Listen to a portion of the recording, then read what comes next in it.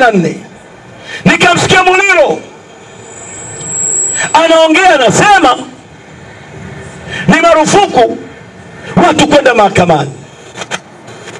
Kaitoa wapi hiyo marufuku? Anavunja sheria. Kesi ya Lissu sio kesi ya ndoa, ni kesi ya kisiasa. Huyu ni mwenyekiti wa chama kikuu cha upinzani nchini. Mimi nilishtakiwa Arusha kwa makosa mbalimbali. Mahakama kule Arusha ikaamua zifungwe spika nje, kesi iwe inasikilizwa, watu wanasikiliza halaiki, kwa sababu halaiki nitaka kusikiliza kesi. Kenya, Raila akiwa na kesi mahakamani, television za taifa zinakwenda live ili haki tu sio itendeke, lakini ionekane imetendeka. Hapa anasimama polisi anasema ni marufuku, kinyume cha sheria.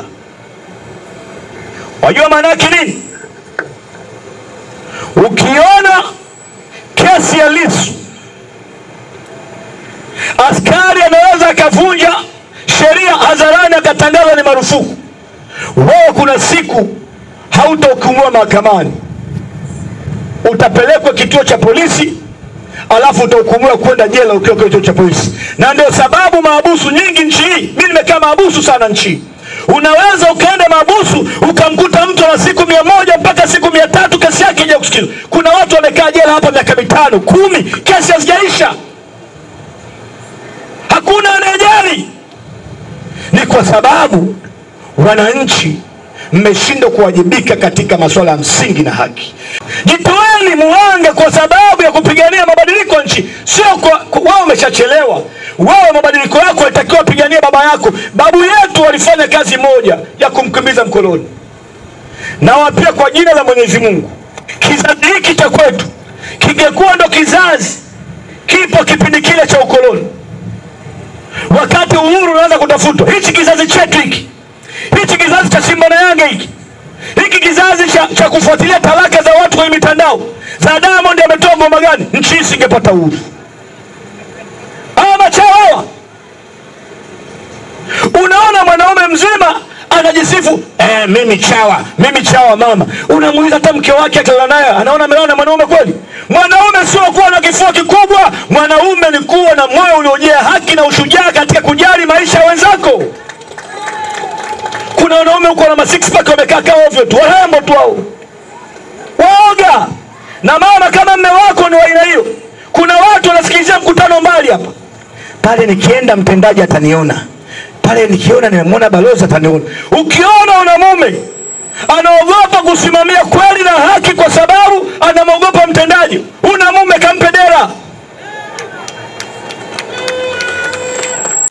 Serikali ya CCM iliyoko madarakani haiwezi kuondolewa kwa bunduki, lazima iondolewe kwa njia za kidemokrasia. Na namna pekee ya kuiondoa serikali madarakani ni kutumia sauti na nguvu ya umma. Sasa mamlaka ya serikali ni nyie wananchi,